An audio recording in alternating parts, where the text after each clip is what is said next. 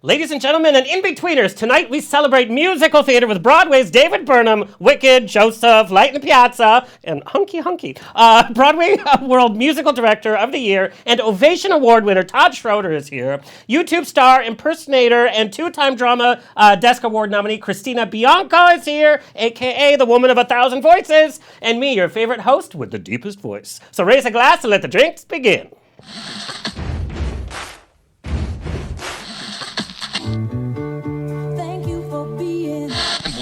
Life is a banquet, and most poor suckers are starving to death. I'd like to propose a toast. This is On the Rocks with Alexander, coming at you live, where I drink with your favorite celebrities as we talk about fashion, entertainment, pop culture, reality TV, and, well, that's about it. So pop a cork, lean back, and raise a glass to On the Rocks. Fasten your seatbelts. It's going to be a bumpy night. Lord help us, buttons and bows and pantyhose. This is On the Rocks, a place where we're too glam to give a damn. Happy Pride, everyone. I love Pride for all the gigs I get. My liver does not like Pride season. And I don't care what color you are. I don't care what size you are. I don't care what your sexual preference is. Happy Pride. Just do not be a loud chewer. I literally cannot date anybody that chews too loud at dinner or like at the movies. Yeah. I have walked out on a date during the movies when they're like crunching. I can't. You have that. Yeah, my best friend has that too. But like I read an article, it's actually a sign of higher intelligence. Oh. Yeah, like little noises. Like if somebody's snapping their gum, I can't. How about whispering sweet nothings? How are you with that? No, don't whisper that to me. Just show me. Whispering's overrated. It's for young folks. Hello to our listeners around the nation. I know. Also, thank you to our sober listeners for tuning in. We love you. Thank you for holding our hair back and driving us home. Drunk texting is literally the only sport that I am amazing at, for which I've won awards. If you consider community service, court-ordered an award. Yeah, true story.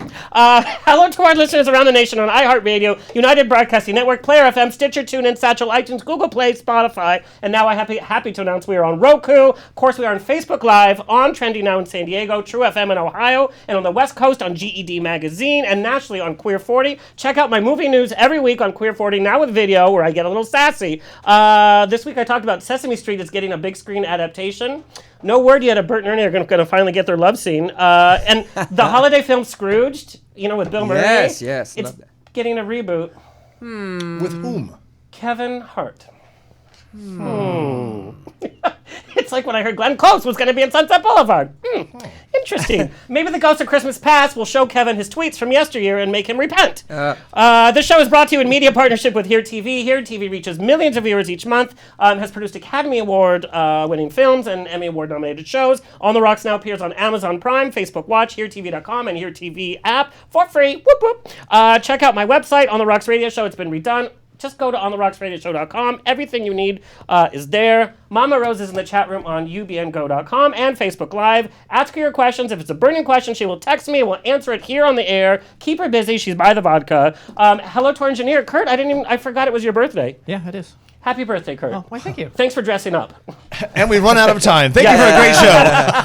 Everyone's mic's getting cut. Yeah. Kurt, do you have a pun? I do have a pun. Some people live for this part of the show. I know. It's and it makes me cringe. I'm sorry, gentlemen. I didn't want your moments here to end like this. Can I drink? Yes, please. What do you call a bear without any teeth? My ex-boyfriend? Oh. Who? What? A gummy bear. Oh my God, that's so Todd has put up with a lot in his career. He's not going to put up with that. I wasn't going to drink tonight. Kurt, You're that was welcome. bad. That was really bad. They're always bad. Yeah, that was like really them that bad. way. They're I liked supposed to it. be bad. I liked it. I support it, Kurt. Yeah, see, Yeah, I there's got one. but for my community, like, it has potential. What is your community, really? I don't even know, and I think that's great. I wrote a whole thing this last week about labels and how we don't need labels anymore. LGBT, not LGBT, bear, twink, old, young, who cares? Gummy bear? Gummy Bärchen. Yeah. Yes. I got a sweet tooth. Okay. Like us on Twitter and Instagram at On The Rocks On Air. Facebook, On The Rocks Radio Show. Send me an email. Book me for a wedding, funeral, quinceañera, bris. I don't care. I will show up. Info at ontherocksradioshow.com. We need to get the show on the road, but if you want to join me on the road, this weekend, I am excited to announce I am your official MC for the first ever Santa Monica Pride on Saturday, June 15th. Starting at 3 p.m. on the pier. Also, the week after, the city of Santa Monica has requested my presence to be your MC for a pub crawl throughout Santa Monica from 3 p.m. to 2 a.m. We're taking over the city. It's called Out of the Closet Into the Bars. Go to Eventbrite to get your tickets. I'm bringing some celebrities from the radio show to pop up at each of the bars, so come join. God help us. Sunday, July 14th, I'm your MC for LE parties for San Diego Pride. Drag yourself to brunch at 10 a.m. and then for the mega pool party for thousands until 7 p.m. Go to leparties.com. And I'm going to be joined by some of your favorite Rupaul girls. Also, Gay Wine Weekend is coming up July 18th through the 21st. Go to gaywineweekend.com. It's in Sonoma County. People from all over the U.S. come and drink. Okay. Let me formally introduce our panel for today. Oh, and also stay tuned for our special interview with Christina Bianco. She was here literally for a day, and we nabbed her, and so our interview is going to close out the show. But Mr. David Burnham was last seen on Broadway in the mega hit musical Wicked, playing Fiyero, a role that he originated in the developmental workshops of the show. He's an original Broadway cast member of the musical The Light in the Piazza, performing both on the Tony Awards, by the way, and the PBS telecast live from Lincoln Center. We're going to talk about that because I can't even imagine. We had Carly Hughes on, and she was talking about, the Tony Awards. They're like, okay, we're going to take this song and we're going to do this, and boom. So we'll talk about that. David is the recipient of the prestigious Helen Hayes Award for Best Actor, as well as the Best Actor Garland Award for his portrayal of Fabrizio in the national tour of The Light in the Piazza. He first gained critical acclaim when, after a 2-year search, he was chosen to replace Donny Osmond as Joseph in the national tour of Joseph and the Amazing Technicolor Dreamcoat, which people have Googled those pictures over and over. Dramalog Award for being shirtless. He toured nationally in another Andrew Lloyd Webber blockbuster, playing Peter in Jesus Christ Superstar. Other favorite theater roles include Hunchback of Notre Dame, Joe Gillis in Sunset Boulevard, Prince Eric in The Little Mermaid. Those pictures are super cute, by the way. Grand Hotel, Children of Eden, The Hot Mikado, Letters from Nam, Ordinary Days, Peggy Sue Got Married, and the actor from Women in Black. On the film, he was the voice of the Prince in the Warner Brothers animated feature The King and I, and can be heard on the soundtracks to Geppetto, Disney's Home on the Range, and Comedy Central's South Park. Disney to South Park. He performs with symphonies all over the country, and his solo concert has been seen in the U.S., Canada, and Europe. He has recorded 2 solo albums, which I listen to on a repeat, his self-titled CD, and One Day.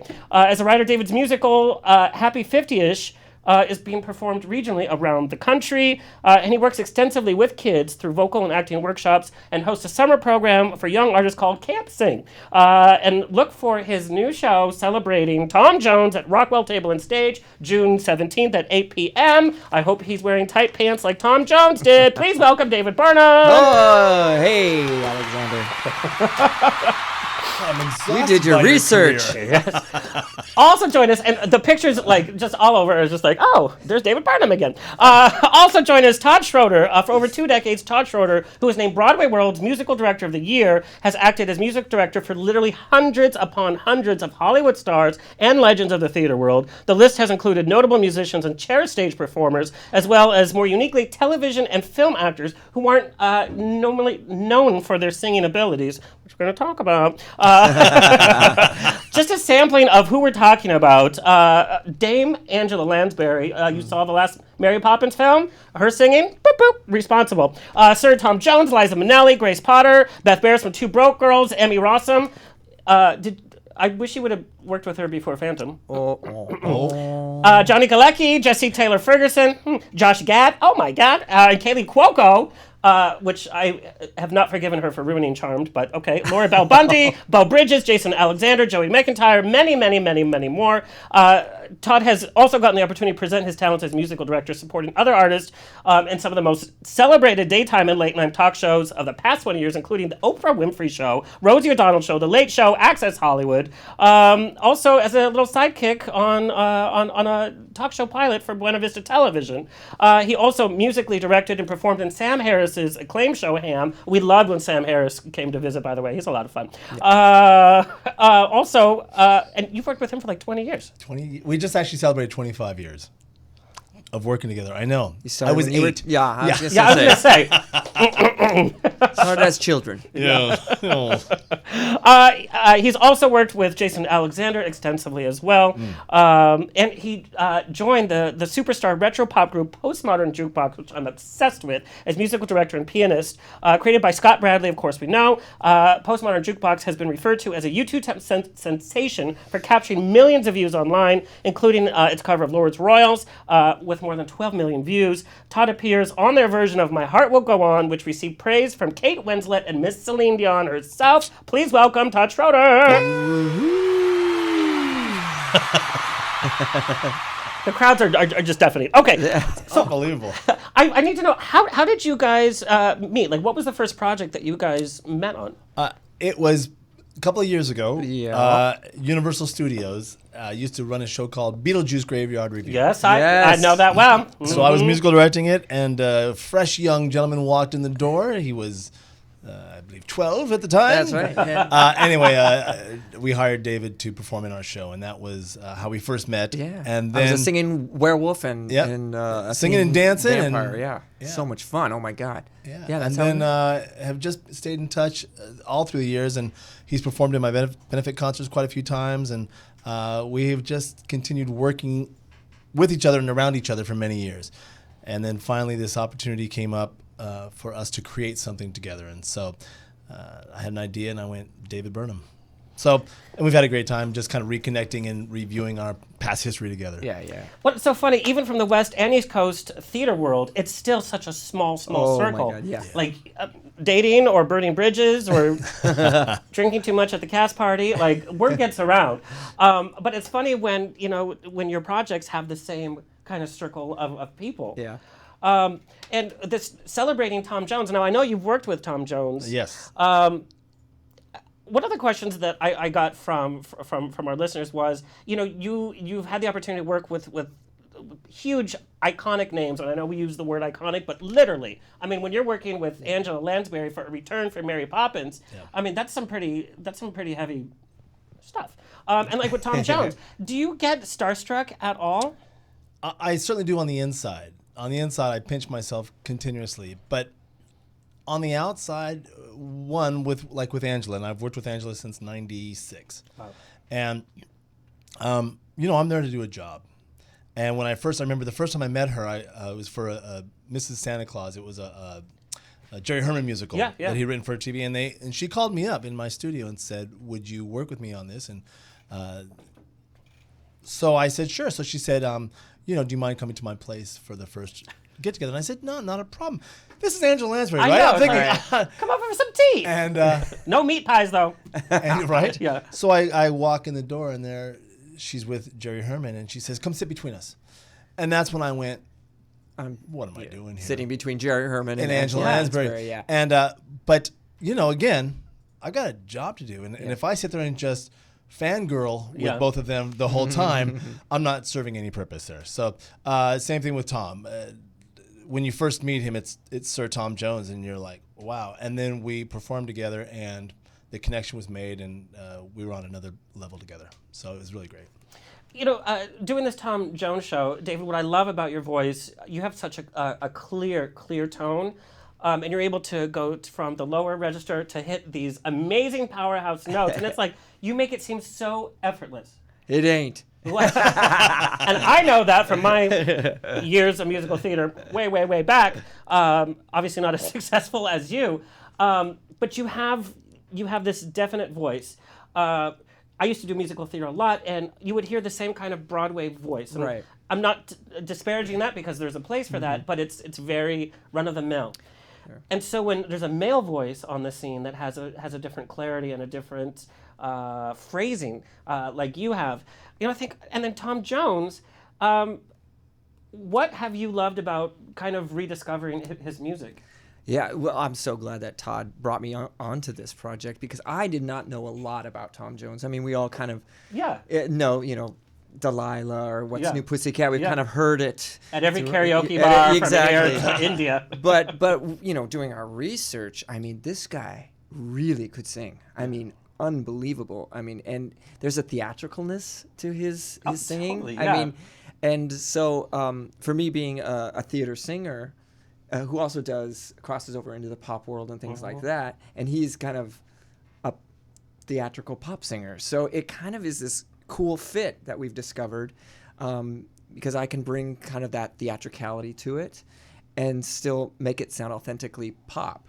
So it's been really fun to explore, and it's a huge thing. I mean, we're putting this together. I'm like, oh man, okay, you gotta really pace yourself because I mean he just belts his face off all the time. So and I love those songs. So well, and people, like you said, people know these songs. Yeah. And so there's that pressure that you have going in too. It's like you want to please the audience, but what I really like is, like I said, is your reinterpretation. Yeah, and we're not trying to do an impression, right? Because I'm very far from him. I don't look like him. I'm not a sound alike. Definitely not a sound alike. But I try to bring like the essence of what he gave to an audience and how he made an audience feel is what we're kind of going for. So that's what's been really fun. The thing that you guys do share though is, Tom Jones was known for his sexiness and, women throwing underwear at him and some of the men. And it's funny, your early career, obviously I joke, but it's a big part. We saw you in some steamy stage stuff. Almost every show I was shirtless. Yeah. Naked, half naked. Not complaining, but does that play with your psyche too? It's like, I want to be known for my skill in singing. And did you feel like that was overshadowing you at some point? I didn't feel like it overshadowed. However, I mean, it's just the nature of the business. I was getting work because I was in shape, and and these roles required a certain nudity, or if you will, just to tell the story, of course. Nothing gratuitous at all. But, tell the story. Yeah, it's just help the story by taking off your shirt, would you please? But if there's a nude scene, I'll do it. Yeah, but what it did do is I'm not afraid of being sexual on stage. I mean, because I've had to do it so many times, and Tom is just the master. I mean, of just getting an audience riled up and going there. So for me, it's not foreign. It's not like somebody having to go, put this on. Yeah. When I get on stage, I feel really comfortable, flirting with the audience and making that connection. And we're kind of exploiting that, because it's part of what I do. It's part of what Tom does. And so we use it to, I think, good benefit in this show. But I would say that the reaction that the audience has for it is not forced from the stage. The reaction is because of the passion, and part of that passion is sexuality. Part of that passion is dramatic. It's emotional. I mean, all the songs that Tom did were crafted to take you from one level to another level and make you have some kind of emotional reaction to it. Right. Whether it was live or the recordings. I would say that David has the same response with his audience. It's not that he's sitting there going, hey, check this out, I'm going to do this. Right. He just sings with a passion that is overwhelming. And the reaction is, well, money or underwear. I mean, that's Venmo me. Yeah. Well, yeah. And one thing I think that Tom and I share too is we both love to sing. Yeah. I feel the most at home on stage, and I think he's the same way. You can watch him perform, and I've been doing all my research, and it seems like he is the happiest guy on the planet that he gets to stand up there and sing to his audience. And I feel the same way. I feel so lucky. He turned 79 last week. I know, I can't believe it. And I got to play for him about a month and a half ago. And Todd took me. And I took David because I want David to meet Tom. Well, yeah. And it was at a private house party too. Yeah, so and cool. It was great. And that passion at 79, Tom still has it, and the desire to sing. And when we're talking about songs, he's like, I don't want to sing that song because that's just shit. I want to. Can I say that? Yeah. Okay, sorry. $10 per curse word. There's the jar. You have postmodern jukebox money. You're fine. Right. Give it to Kurt. Yeah. Buy him a suit. Buy him a joke book. He just paid $30 for this Disney shirt. Oh God. Stuff from Star Wars Land. $30. He for bought. the most He paid boring $150 for the ticket. Yeah. All right. Yeah, at least. Oh Yeah. God. And then there's food and everything else Yeah. and parking. Yeah. Oh my! I want to go though. Was it beautiful and amazing? It was amazing. Go right now. Oh God! Just get up and go. I would go, but I'd spend my whole time at the bar because that's the only place on Disney where they sell hard liquor. The cantina. Is the cantina. Yes. I'll be there for the whole time. We're Club- like, make your lightsaber and call me tomorrow. Club 33. Don't forget Club 33. Well, yes, but I mean, yeah. Anyway, have- but sorry. Tom Tom still has that same passion about performing and making it matter. Yeah. And he still has the voice too. He can still sing. We're still doing stuff in the original keys that he did. Wow, that's crazy. 50 years ago, 1966. Yeah. When I hear like singers like Patti LuPone are still performing in original keys, that just shows a testament to proper training, proper rehearsal, and knowing. And genetics. I mean, there is some genetics, because the reality of it is that the body does change as you get older. And some people, it changes in different ways. And for some people that I've worked with for a while, we have changed keys, but there's a depth now to these performers that was never there before. Everything was as high, sing as high as you can. And now that there's a depth, you go, well, let's reinterpret it simply because we want to bring in that depth to the performance. So everybody's different, but there is something about Patty singing in those keys or Tom singing in those keys. It's thrilling. Yeah. And what we're talking about too, and you working with people that have been in the industry for years, is we're seeing that kind of throwback to the way entertainers used to work their craft. Yeah. Now everybody is so overproduced, or they're hiding behind, a pop song that's not even really singing. We don't have that. You don't even know if some of these people can sing because they can fix it in the studio. Or they have like 40,000 dancers behind them and all these pyrotechnics, but it's like, okay, but where's that passion from that performance? Right. And like even Angela Lansbury, watching her performance in Mary Poppins, the whole film kind of had this like breath when she appeared on screen and when Dick Van Dyke, and it's like, this is that.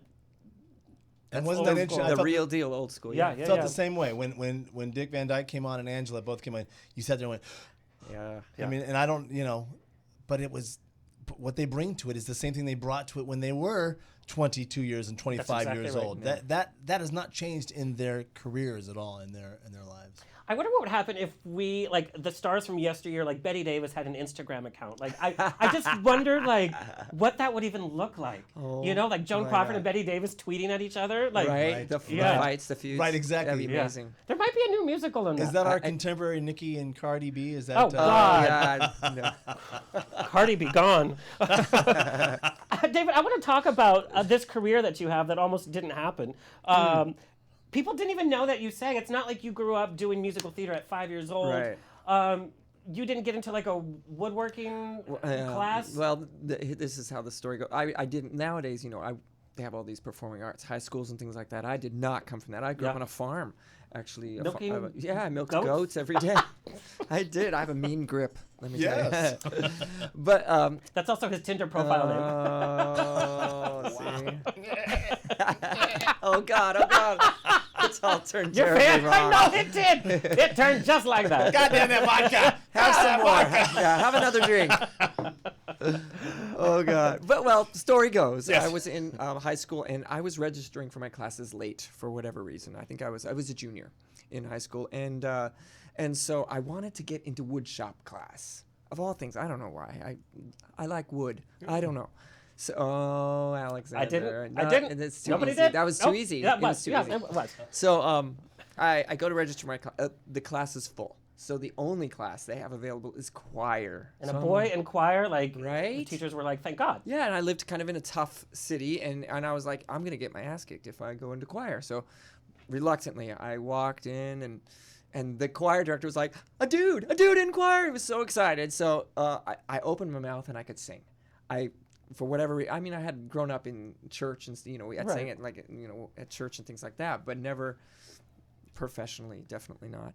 And so the choir director was so excited, he kind of took me under his wing and just encouraged me to sing. And so I just loved it. And otherwise, I could be building your cabinets today.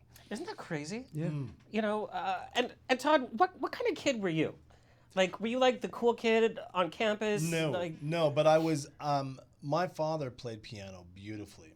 Never had any lessons, couldn't read it, but he could play, and he could hear something and play it back. So I grew up hearing him play piano, and he didn't do it professionally, but on the weekends. So I imitated that, and then I started acting when I was in the 3rd grade, and that's when applause happened, right? And somebody validated my existence, besides my stuffed animals. And so I was an actor as a child, and then the piano kind of took over, and I loved performing. So I wasn't the cool, hip, athletic guy, but I was music. And for me, my world was in the 7th grade, I was in orchestra, and they said in orchestra there's no piano. So I had to play the upright bass, and I hated it. And a week into the first week of orchestra in the 7th grade, the choir teacher said, do any of your students play piano? Because we're looking for somebody to accompany the choir. So I went, well, I do. And so she said, well, would you be all right if we borrowed you for the choir? And I walked in, and it was all girls. And I went, yeah, I'm good here. Usually the guy piano players in high school are always the ones that all the girls are fawning over, because you can, at a party, you're trying to compete with, like, who's the cool guy in the room, and if a guy can sit at the piano and play, then it gave me a fighting he wins. chance for sure. Talent is always sexy, right? Yes, that's exactly right. No matter, I've fallen for many people that are not... Don't want to see them in daylight, but very talented. When they sing! Yeah. Sorry, Nathan Lynn. Totally kidding. Wow. Totally kidding. Do you remember what the first big concert that you played at was? Do you remember, like... That I really performed? Yeah. Quick story. So I lived in this small little town of Sonora, California, a town of 5,000 people. And I was in the music program, and there were 75 of us in this zero-period class, because it was an easy credit for a lot of kids, right? And Carl Anderson came up to my little town because it was a jazz choir. And so he came up, and he was performing with the jazz choir. And Jesus Christ Superstar, Joe? Yes, Carl? Carl Anderson. And he came over to the high school to perform. So 74 of the kids in that class were bored out of their minds and couldn't wait. And I, on the other hand, was mesmerized by this guy. This was like he was speaking my language. So after the bell rang and everybody took off, I went up to him and I said, "Can I talk to you?" And he said, "Sure." And I ditched my next 2 classes and talked with him about, I want to do this. I want to get the heck out of this small town, and I want to become a star. And he said, he gave me some wonderful advice. And then he said, how would you like to perform with me tonight? And I went, come on. And he said, yeah. So in the middle of his concert, the band left, and he said, I met this kid today at the high school, and we performed 2 songs together. And that was the moment when I went, I got a chance. Yeah. Wow. That's a story. Yeah, that's great. And here's, to cap it off, this is a wonderful memory for me.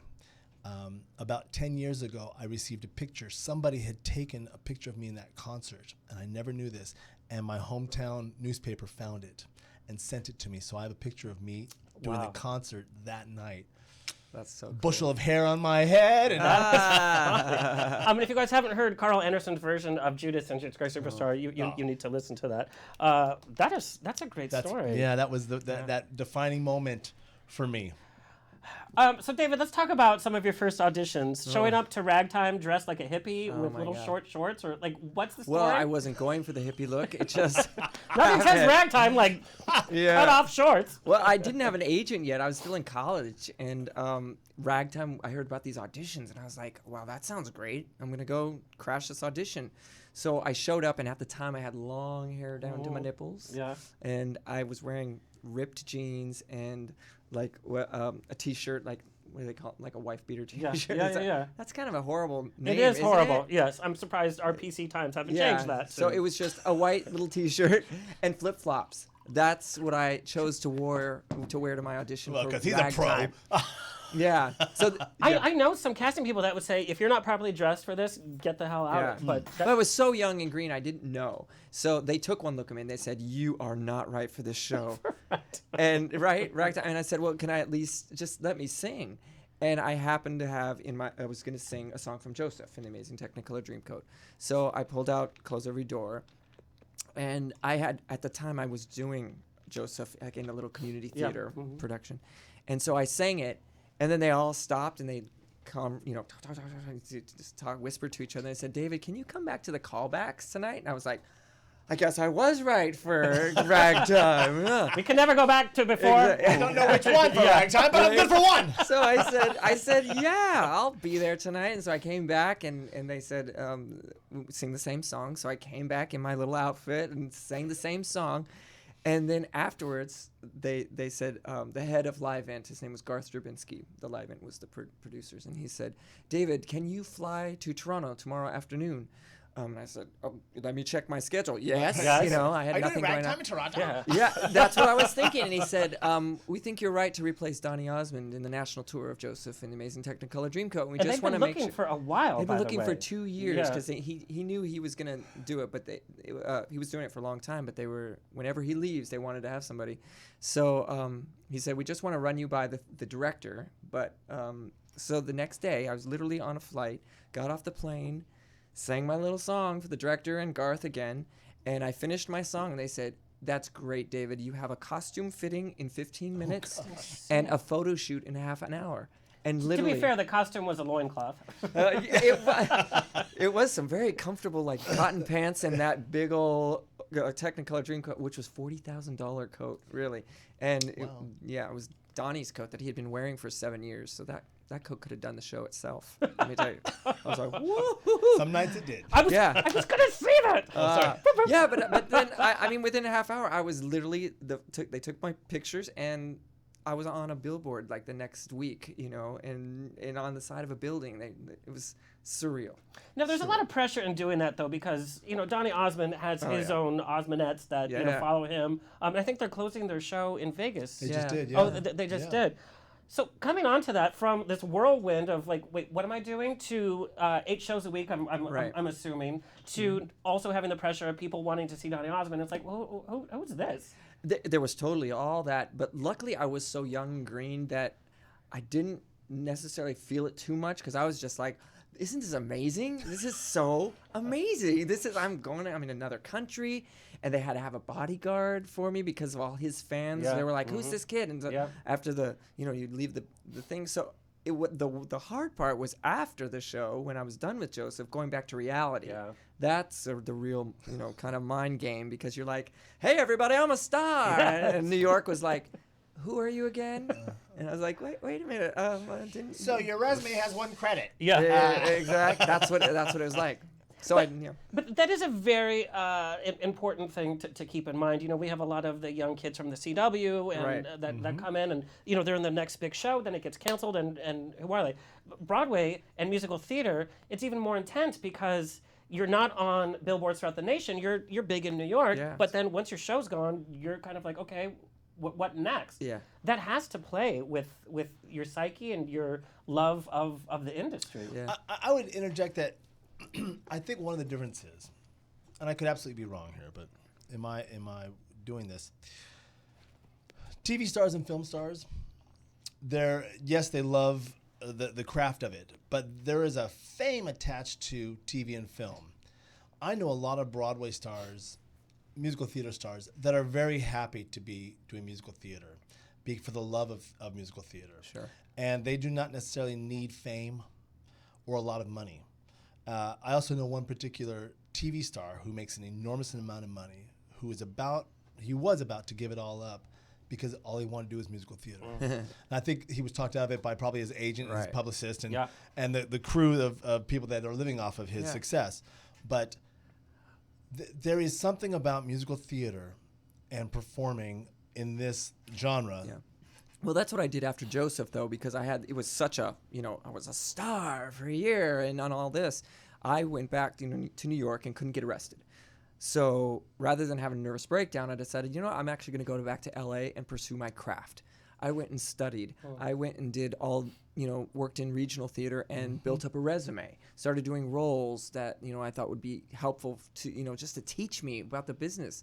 And so for the next couple of years, that's what I did. It kind of went out of order almost. I kind of had the big you were a break, star, and then had to go back and learn what I was doing. But But that's probably really great, because Joseph is a very presentational show. Yes. It's not like a Sunset Boulevard where there's this character, a huge dynamic that we have to believe on stage. Right. And you have played a lot of different characters from Quasimodo. I mean, oh how my do you God, do that was so fun. But you're like, oh, where's David? Like that was what was so fun about doing Quasimodo, is that nobody knew it was me. Yeah. And because, like, as you said before, I would get cast because I looked a certain way or something, but the only part you saw was a little piece of my neck, maybe was showing. I mean, that was covered from head to toe, full prosthetics, full wig. You looked hideous. Yeah, it was hideous, but it allowed me as the actor. People could really see the character. Yeah. They weren't thinking about David Burnham up there. So many people afterwards were like, we had no idea this was you unless we read the bio. And so that was freeing in a way. I could really just fully immerse myself in this character and not worry about if I looked right or if I had done enough push-ups before the scene. Yeah. Are the pecs sitting high? Right, It exactly. didn't matter. I mean... Whenever somebody says, "Oh, I want you to meet a friend of mine to go on a date," and it's like, "Oh, what shows have they done?" When they say Joseph, I'm like, "Okay, at least they know how to get in shape," because everybody goes through that Joseph diet. I'm assuming, right? Oh my! I lived like a monk. Yeah. Whenever I'm doing those shows where you have to be shirtless, you can't eat anything. You're always at the gym. It was in my contract. You had to be at the gym a certain amount of days a week, and you had to maintain the way you look. So it does. I approach it very much like an athlete. When I'm doing shows, sadly I don't get to drink. I don't drink. I don't smoke, and I really, you have to get the 8 to 10 hours of sleep a night. Mm-hmm. You don't speak a lot during the day. All those crazy things. Now, when he's not doing his show.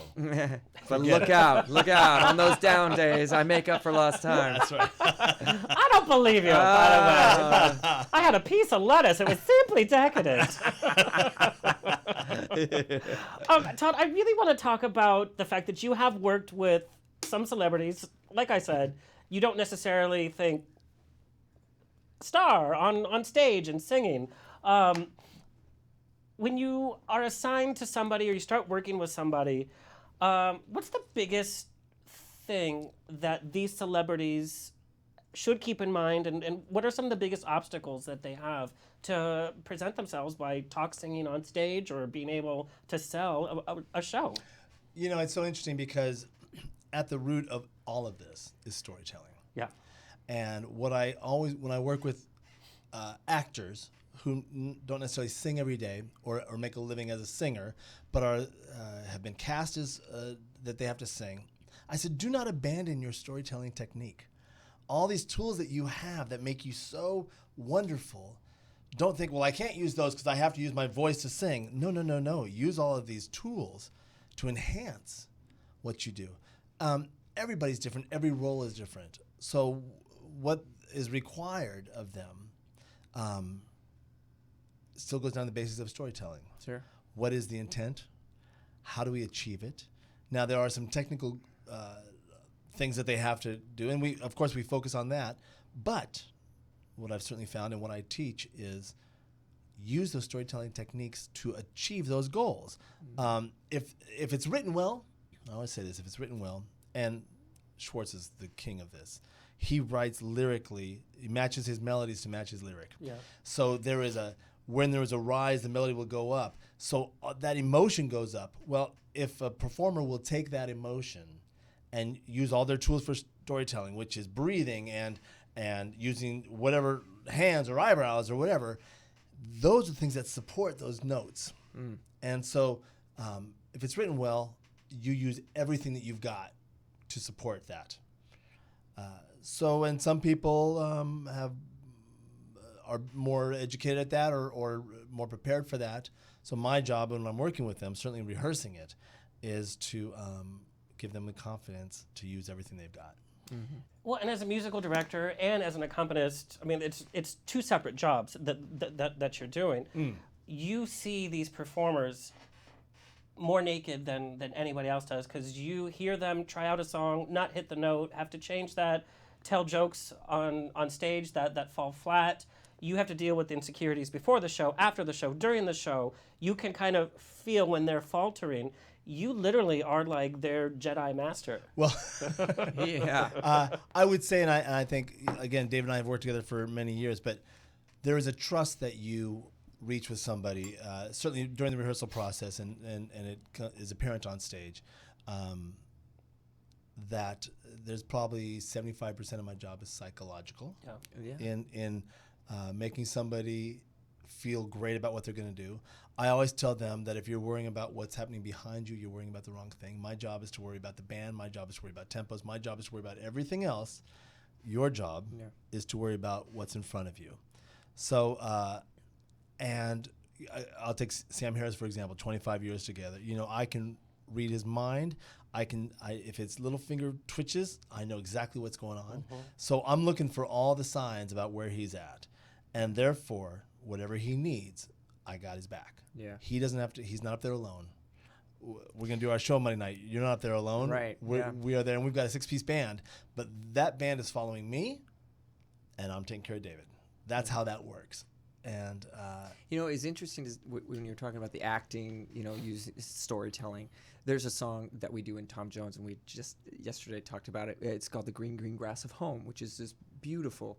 It's a Jerry Lee Lewis, actually, his country song that Tom had a hit with that he did. But it's this great story song, right? But in the middle of it, there is a section that has to talk. Speak. Remember, like in the 60s and 50s, they would do like all the Elvis Presley would do it all the time. Presley was famous, and that's why there's a great story about it. That's why Tom kind of wanted to do this song. He was a fan of Elvis, and I want to do a song like he did on Are You Lonesome Tonight, where I can speak a verse. However, we don't do that really anymore. I mean, people do it in rapping, but if they rap it, but this is not that. So it's something that's foreign to me a little bit, and so. We were talking about that, and I was trying it out and trying to, fit it, put it on me to see how it felt, and Todd just said, well, think about let's think about what this song is about, and the patter before it talks about how Tom thought that the song was really special to the American soldiers over in Vietnam because it was about coming home or people, missing home. And so as soon as he said that linked it in for me of, oh, that's right. Just think about those soldiers and that you're talking to them. And then it all clicked. And it was like, you're not thinking about how do I do this talking thing. I'm just connecting to the storytelling of it. And that is, so when you talk about these people who maybe don't have as developed skills as other people, my job is to find angles to remind them or educate them or give them something to hold on to so they aren't worried about their voice. Yeah. And I it's so interesting because some of the people I work with, even Angela Lansbury, she goes, I'm not a great singer. I'm like, okay, first off, you're a great singer. She's a great singer. She's a great singer. Yeah. But she's an amazing actor. She's a remarkable actor. Yes. And whenever we're working together, we always go back to the lyric and the intention. Yeah. And then we build from there. Because if we don't have an intention, we don't know what to do with it. Yeah. That's so true. Even when you're doing a pop show like this, we still have to find a reason for us to do it. So and there has to be a sincerity because the audience can pick up right away whether there's some sincerity behind it. Well, we're the bigger judges than that. I mean, we sit there and we go, okay, so why are we doing this show? What do we want to get out of it? Mm-hmm. What do we want the audience to get out of it? I mean, we are crafting this show so that it's not just, hey, we're going to do 24 Tom Jones songs. Yeah. It's not that at all. Yeah. And we have a purpose behind every song. We're figuring that out. It's because if you take 5 ballads in a show, how do you separate those ballads if they all kind of sound similar in a Tom Jones fashion? They each have to have their own identity and each serve a different purpose so that the show is interesting. Otherwise, it's just listening, And what we bring to this, and what certainly both David and I working on this brought all of what we've experienced in our careers.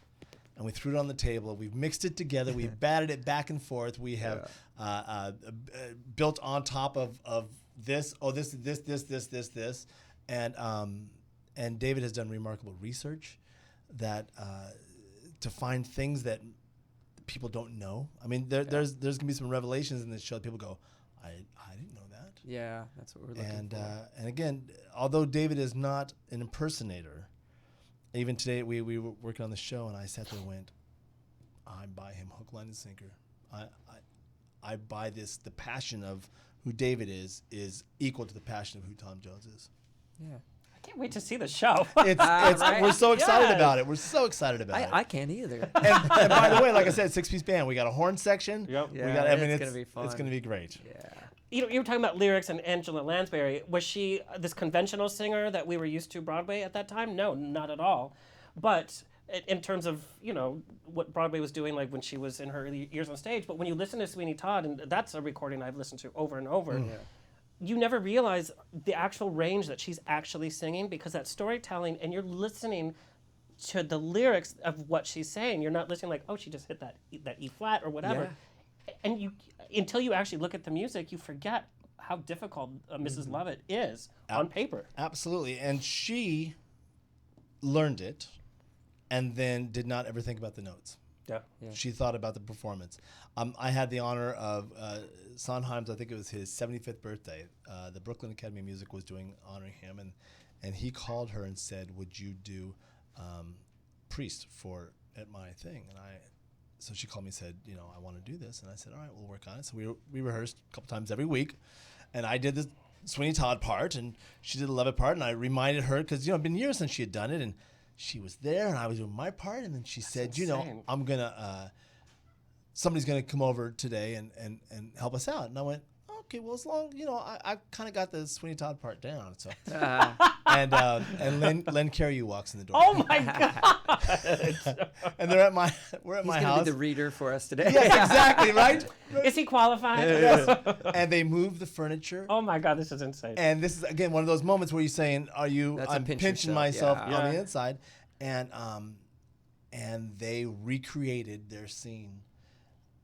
It was glorious. Yeah, that's glorious. And so that's, again, you learn the notes, you learn the words, and then the best, forget about that. The best, you can always say, they make it look effortless. Yes. Yeah. Yes. Well, yeah, when you hit those upper notes. Something fun, and we have a lot of Bravo celebrities that come on the show, and obviously we know that you've had some relationship with Countess de Lesseps. Bravo celebrities? Yes, we coined that phrase here on the show. Oh, I love it. Does Luann know that phrase? We have to tell her. Yes, well. To tell her. But we love Real Housewives of New York, and you've had the opportunity to perform with Countess Luann for her cabaret show, and talk about somebody that has taken her song "Money Can't Buy You Class" and who has developed this whole career that has it's exploded bigger than I could ever have thought. She's selling out like 2,000 seat auditoriums all over. Yeah. Yep. But in talking about somebody that's not a conventional singer, this is totally new for her. Yeah. She also has the personality that people expect from the TV show. She's also had personal issues, and then picking music that's appropriate. When people do their first cabaret show, when I did my first cabaret show, it was a 3-hour show, and you're talking about, it was ballad after ballad. I love it. Some guy got so drunk, he's like, sing a ballad, because every song I was doing a ballad. I was like, is this show going on too long? People are dropping dead. That's great. But it's also, what do you choose, especially for Luann? Because I'm sure in her mind, and maybe you can talk about the rehearsal process and the actual creative design that went on with this project. Yeah. Well, so I would say first off that Ben Rimmelauer, so she's a huge fan of music. She just loves music. She loves cabaret. She just loves all of what that is. And when it came time that she went, I think I want to do something like this, she found Ben, and Ben and her talked about... We love Ben. Hi, Ben. Oh, Ben's great. Hi, Ben. He's great. And about what is it that you want to present. And she didn't have a lot of experience doing this. Mm-hmm. So the first shows were, she sang 4 songs. Now I think she's up to 7 or 8 songs. Well, it's called Countess and Friends. So she had at one point like 8 friends the first few shows. shows. It's such a smart move, though, because it keeps the show going. There's some difference of energy. But now it's different because the venues didn't want that. They wanted more Luann. So now it's Luann, and I'm the one. You're the friend. The friend, and there's a comic. Murray. So it's she does a lot more material. And, And so it is what I will. We were talking earlier about this. Luann is wonderful to me. She treats me fantastically. I love working with her. Billy Stritch is the one who brought me in on the gig. He was working with her back in New York, and when she was coming to the West Coast, she said, "Who I work with?" Billy said, "Work with Todd." Yep. So it was wonderful. We had a great time. She said, "I'm a little nervous in these places." I said, "I got your back," and so we had a great time working out what we're going to do and how we're going to do it. And because she wasn't terribly experienced, she relied on Ben's experience, on my experience, to present this show that the audience would love. Now, that said, the audience, she could probably up there and read out of the phone book, and they would lose their minds because this audience adore her. And then Mr. David Burnham walks on stage and does a little song with her and dances with her, and they lose their minds on that one. Yeah, they were smart though putting it together because she has like 5 or 6 costume changes, and it's Giovanni. Yes. So I mean, it's something to look at. It's what you expect from her. Yes, it's funny, and she cracks jokes, and she's self-deprecating. Yes, which absolutely. is really important. She has a lot of fun with it. She does, and the rest of us have fun with it. And the band kicks ass, and we have a great time. And she plays bongos. She plays the bongos. She has a little acting moment there. She reads from her diary about her past romances and her past experiences. Yeah, it's fun. She has a nice, lovely nod to her mother. She didn't fall out of the truck yesterday. There's a career there, and she's just taking it to another level. But again, using all that's gotten her to where she is now. Right. And just taking this to another. It's not like she's saying, I want to now be a recording artist, so screw everything else I've ever done. Yeah. No, she's using all that momentum. She put good people around her. Yep. She was smart. And that is very smart, is to appease the crowd, but then the fact that she has so much respect and she wants to do a better job and continue evolving. She's just not going to tour the same show. Rachel Maddie Taylor wants to know if the Tom Jones show will be touring and when is it coming to NYC? So the answer is yes, it will be touring. Monday, this coming Monday, the 17th, is our debut. At the Rockwell. First time. What a great space too, Rockwell, because like you can connect with your audience. Great stage, great lighting, great stuff. So and we have a killer band. But it is absolutely the first step, and my company's producing it. Dave and I created it, and but what's kind of exciting is we already are getting booked. We haven't even done it one time, and now we're starting to get booked into the next year. Yeah. So it's definitely going to be in New York. We're just not sure. It will be all over the country, and I have no doubts that we will do London. We will do some of the other big spots that Tom Jones is so well known. Yeah. Well, when you put a name like Todd Schroeder together with David Burnham, there's this energy and there's this magic that that you expect to happen and will happen. I want to take a little peek to one of Luann's shows where you both are on stage here. This is the fun that we have. But also just David's notes and Todd on piano. Let's take a little peek at the Countess and Friends. There we are, San Francisco. You know how I feel. You're running free, oh, you know how I feel. Blossom on the tree. You know how I feel. It's a new dawn. It's a new day. It's a new life for me. And I'm feeling good.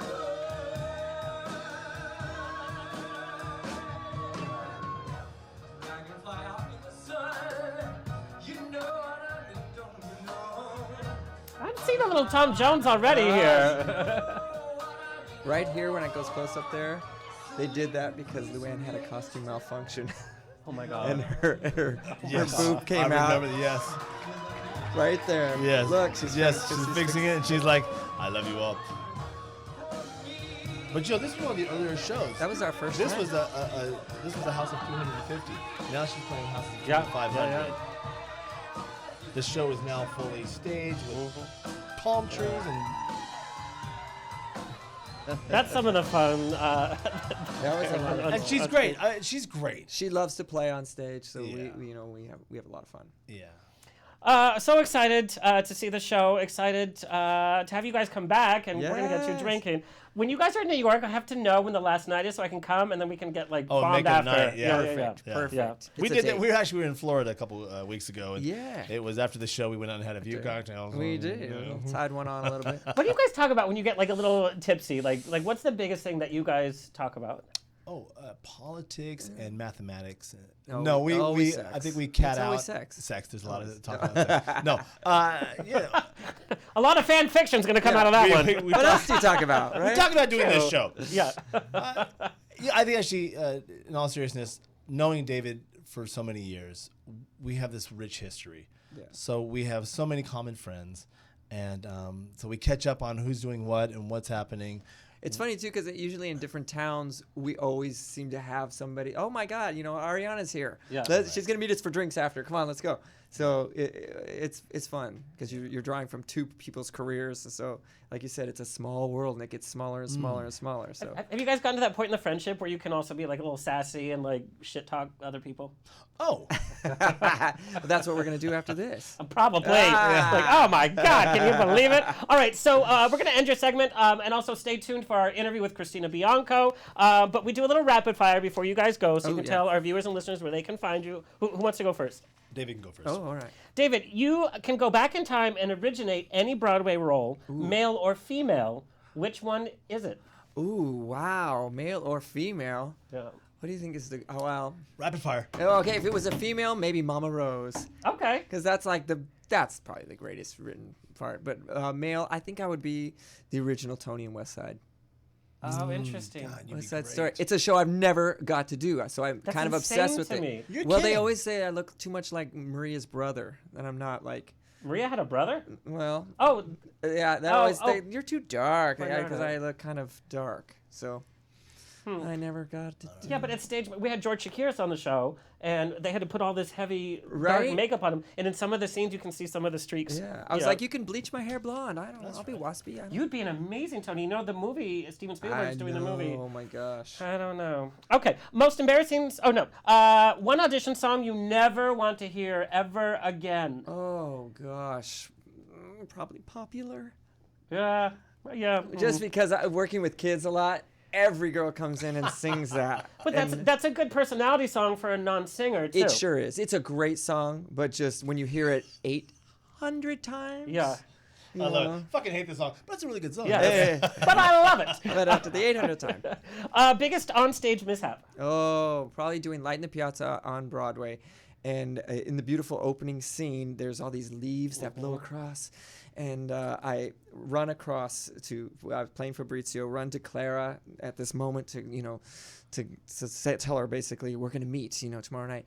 And my foot caught one of those leaves, and I went face planted for I on my belly slid for about 15 feet right into Clara and almost knocked her down.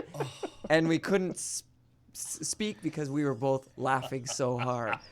So Okay, I live for moments like that. Like I live for moments like I'm so sorry for you, but this made my night. it was amazing. Lydia Zerbe Edsel says, Todd, you're the best piano man, Yes. by the way. David, what is the most overrated musical? Overrated. Oh my gosh. Wow. Do you want a These are cocktail? hard. Yeah. These are hard. Mine's Godspell, because I'm like, meh. better when you've Yeah. drinking. But Godspell is a lot of fun to do, actually. I could see how doing it, just like doing You're a Good Man, Charlie Brown, is so much So fun much to fun. do, but like to watch it, I got to do Godspell at the Muni in St. Louis. And the Muni is like yeah. 20,000 people. Yeah. So you have this little tiny intimate show, Godspell, Right. in this enormous space. It was a very interesting experience. Day by day. I know. Tommy Walsh directed. Do you remember Tommy Walsh? No. He was in the original chorus line on Broadway. I think, I can't remember who he played, but it was cool. But I don't know. I don't want to say I'm going to say an old one where the writers are dead, Yeah. so that that you never have to worry about not being cast in I that know, show. can you imagine? So We're going to do the movie Godspell, but you said, overrated hair. I'm just gonna say, Yeah. I like it, but It's 50 years old. it's. I love listening to it, to see it. I don't want Yeah. to see it. I just want to listen to it. My only thing with hair is that I do actually, I really like it, but to see when I saw a revival of it, it just didn't ring authentic to me. This production I had seen, so But like listening to that, something I could do all the time, like listening to an album of Jesus Christ Superstar, Oh, rather yeah. than seeing it, I can just listen to it and it's fine. all right, I changed my answer. I love hair. Yeah. Okay. You have the opportunity. You can go back and revisit a role that you have played. Which one would you go back and do a little bit differently? Oh, do a little bit differently. I don't know. It would be interesting to go back to one of your earlier roles, knowing what you know now. I mean, even like a Joseph, because I was young, the young Joseph, and in the show he ages. So now I'm like the older Joseph. So knowing what I know Girl, now, you that don't would be age, by the way. It's a Why, little thank scary. I It's a love little you, scary. Alexander. It's like Dorian I Gray. knew I liked you. Yeah, so I don't know. Yeah. You know what would be fun to revisit for me? I would like to do Grand Hotel again. Because I love that score. It was beautiful and glorious to sing, but I didn't get a chance to. It was so quick. We had like a few days. It was like we did it at Encores or something. Yeah. It was one of those type things. So it was so quick. I didn't get to really dig into the meat of that role. So I would like to revisit that one. Right, let's reboot Grand Hotel. Redo it. That was my first Broadway show. Was it really? Yep. I love that show. Love that show. Yeah, but I played the Baron, and gosh, what a great song. Love Can't Happen. Oh, beautiful. David, where can our viewers and listeners find you? Well, you can find my albums and things on iTunes, Amazon, any stuff like that. Instagram?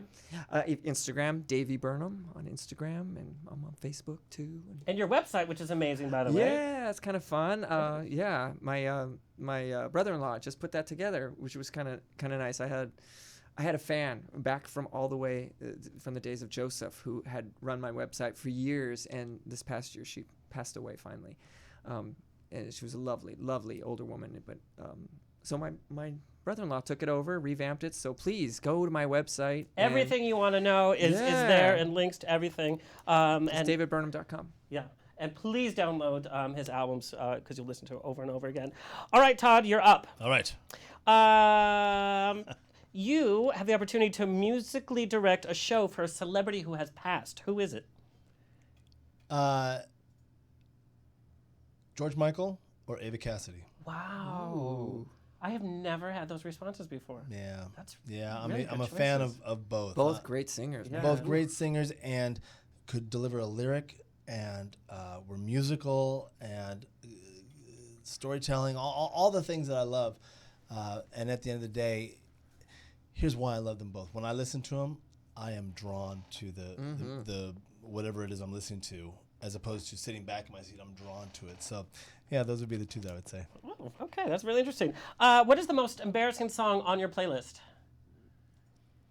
For me or for the audience? No, for you. So if it's like no. So if somebody found out that song was on your playlist, you'd be like, oh God, that I didn't write. Not one of my songs. No. That you listen to on your embarrassing song on my playlist.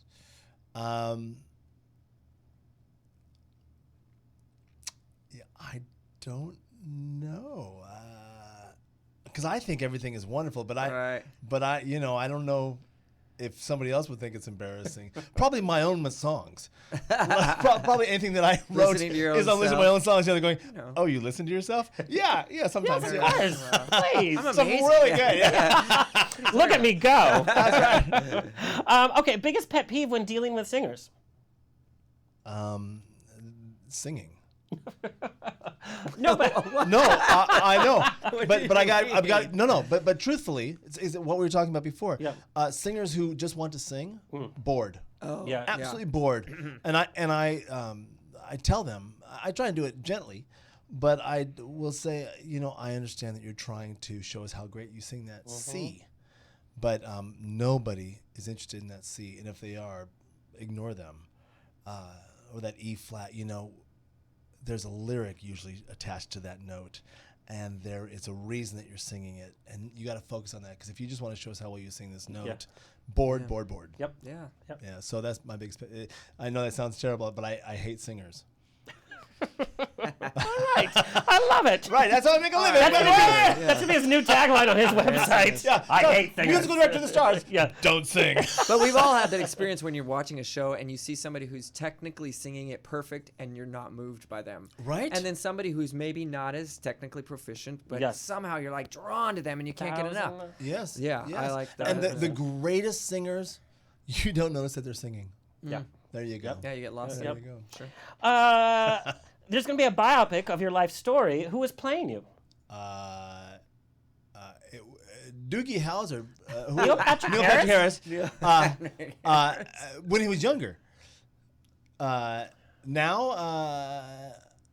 probably still Neil Patrick Harris. He's great. I worked with him. You don't like him. Wow. I saw him in Sweeney Todd with Patti LuPone and George Hearn and Audra McDonald. Okay. So Neil Patrick Harris is playing Todd Schroeder. Todd, what is your after-show I like Neil ritual? Patrick. Oh, he's a great guy. After show ritual. He's just not coming on this show. Right. I ice down. So I get Your arms? Your ice yeah, I ice down my arms. I tend to play with a little bit of enthusiasm. You have your own show going on over there too. I love watching you perform. Thank you. Yeah. But I ice down afterwards, and I remember because I was having some pain for a while, and a trainer I worked with said, it's like an athlete, like a pitcher who pitched a ball game. Afterwards, they dunked their arm in a bucket of water, and I went, oh, and he said do the same thing, and it changed my life. So I iced down.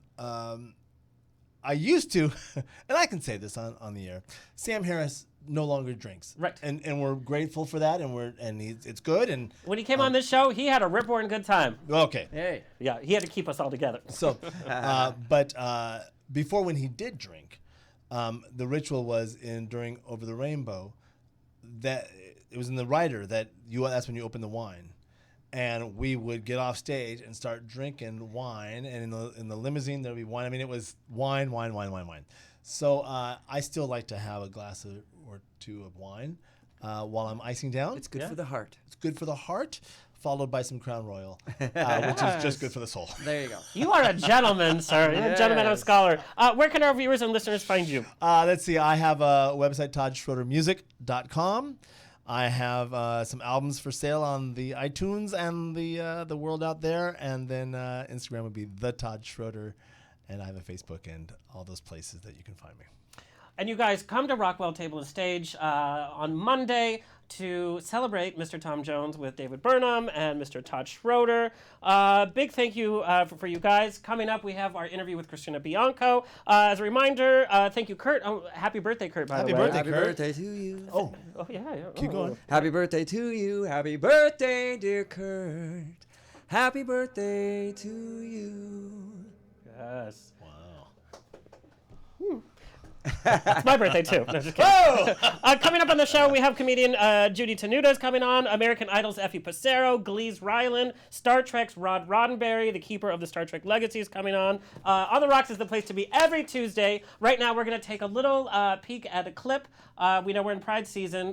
Christina Bianco, the woman of 1,000 voices, saying Lady Gaga's Born This Way as your favorite celebrity. So stay tuned for that. Take a peek at that. And then we get down and dirty. We talk about her career and what it's like to impersonate some voices. All right, we'll see you next Tuesday.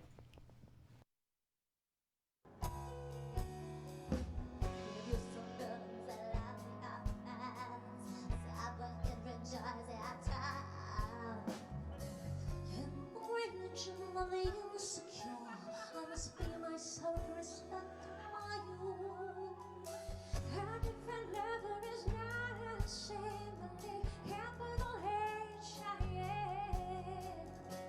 I love my life and I love Leicester Square. I'm a finger. I'm beautiful and away. God makes no mistakes. I'm on the light and talk.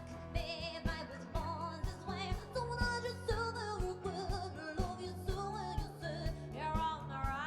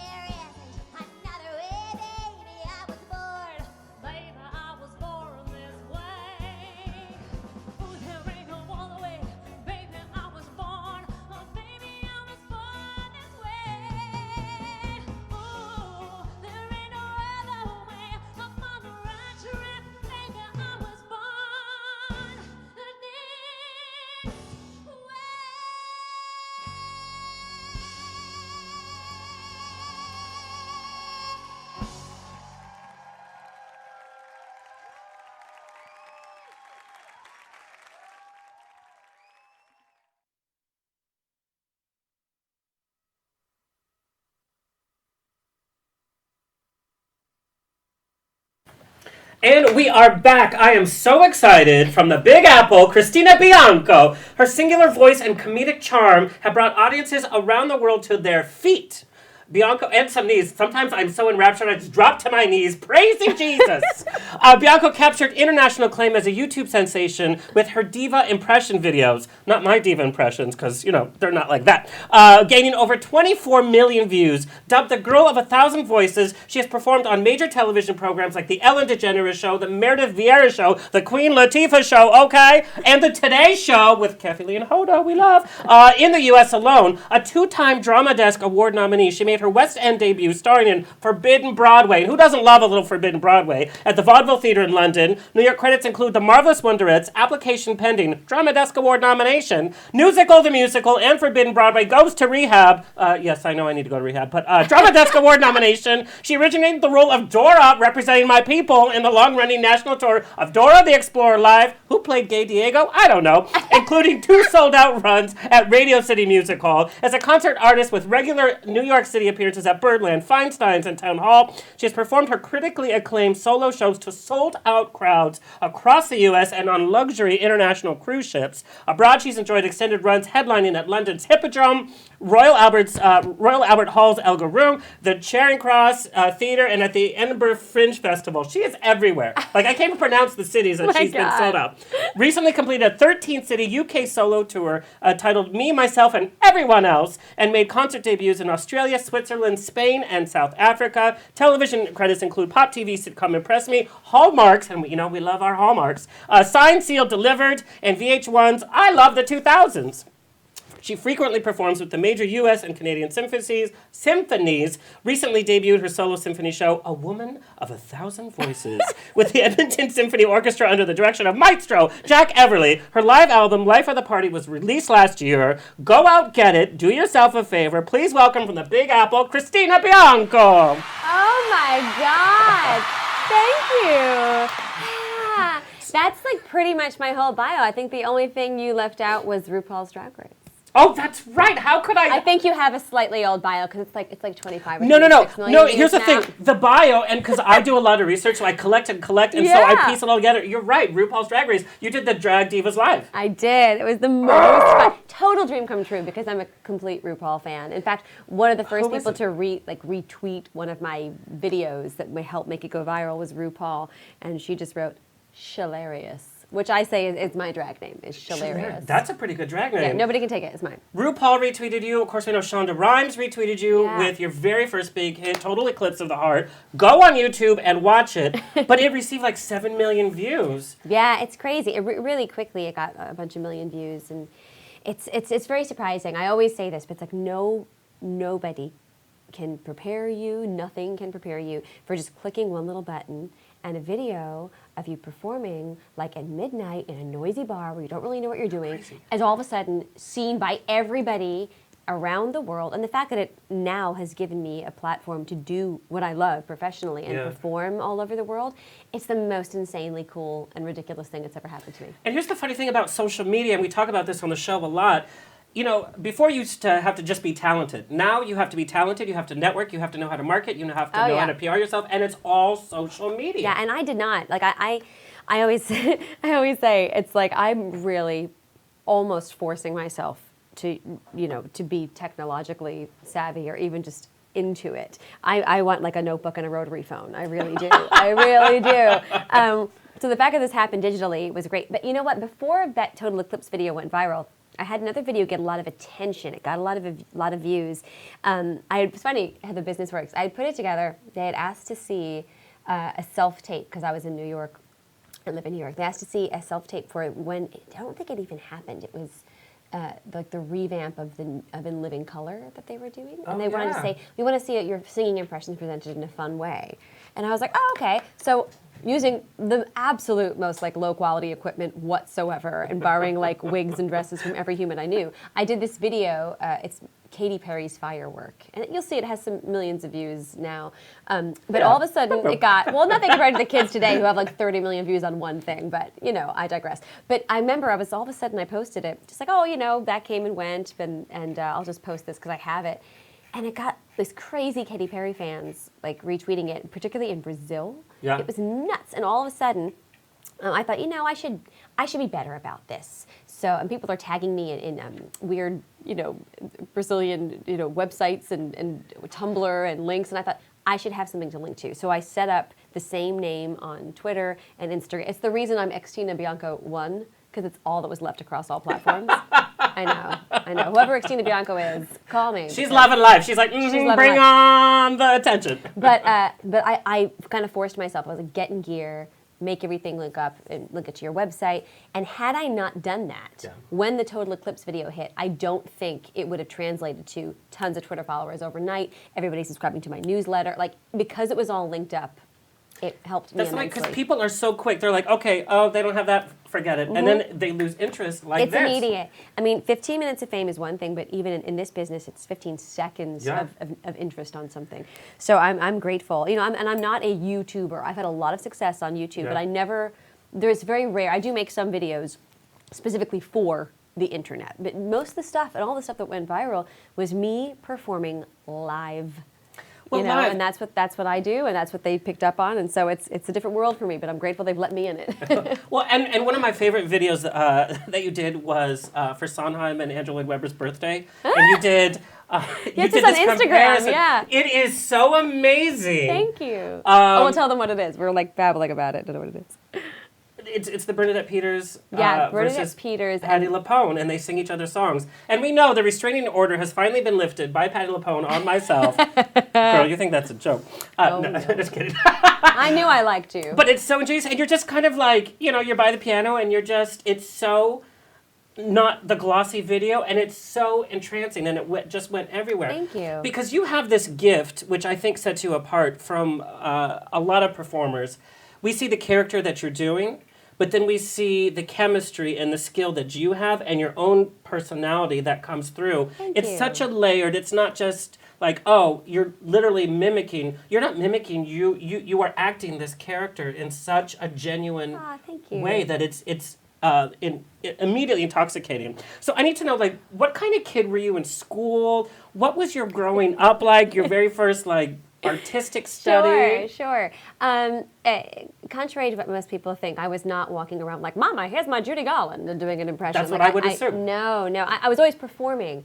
I always wanted to sing, and I talk about this in a lot of my shows. It's I grew up, the house was constantly filled with music. My father worked in radio, so from pop, rock, jazz, reggae, everything, all the old school standards and swing, there was always music playing. And my mom always sang and played the piano. So they tell me that when music was playing around the house or when a musical movie when I was little, like Mary Poppins, The Wizard of Oz was on, when I would sing along to whoever was playing, I would sort of just naturally, totally without knowing it, take on the style and the tone of that particular artist. And I did this completely without knowing it. I was just echoing back what I heard, just natural mimic. And I didn't understand it. And I remember my mom saying to me things like, don't sing it like the recording, sing it like you. But I thought she just meant, phrasing or make it your own. I never thought that she meant don't actually sing it in that voice. But when I got a little older, started doing theater. I mean, when you want to sing when you're little, the only outlet we had then was theater. You couldn't download karaoke tracks on the computer and sing them in the car. We didn't have that. You had to go buy a cassette tape. I'm not even that old, but I'm telling you, I remember cassette tapes. But, that's what we had to do. But I remember auditioning for shows, and I could always big belter, and then as I got older, wanted to sing in soprano, and they were saying, there's a child role or an old lady role, and I used to always kind of change my voice, and like, you're so good at that, you're good at that. So you remember those things, and as you get older, and you look into the business and all the ways to perform, and voiceover work, and this and that, I went, okay, well, I can use my vocal flexibility to my advantage. But impressions was never something I took seriously. I would do a little Snow White. I'd do Celine Dion.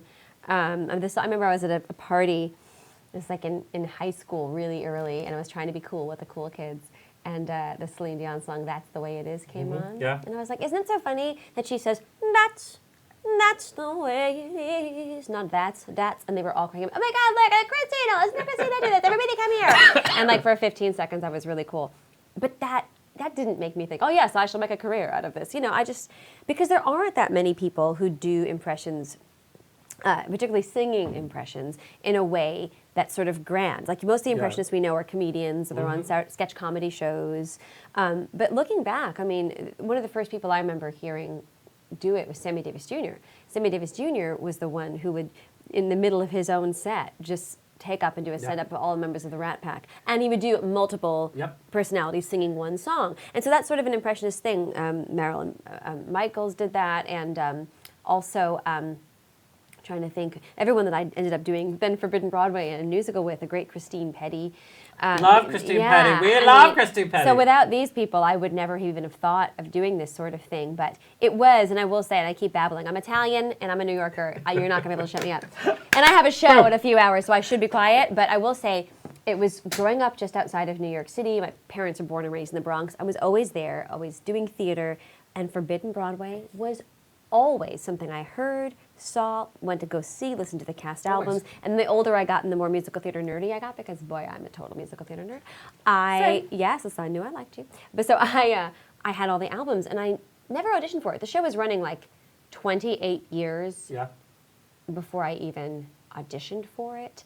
And I thought, well, you know, it's like an open call. It was an open call. It was an equity open call. And I was like, they never have auditions because they've been doing the show for 28 years. They don't need new people. You know, I'm sure equity forced them to have an audition, and as right they should, because it got me a job. They they said, oh, you know, for future replacements or whatever. And I thought, you know, it's not going to be embarrassing if I go in. I know I can change my voice to sound like other people, and I know the show enough to know sort of the track I would do. It would be the shorter girl track, the Julie Andrews, Bernadette Peters, Kristen Chenoweth, whoever's on Broadway. And I saw the great Jennifer Samard. Was the last person I saw do it, and I was like, oh my God, she's so good. She has a great impressionist. Well, I can't do impressions like that.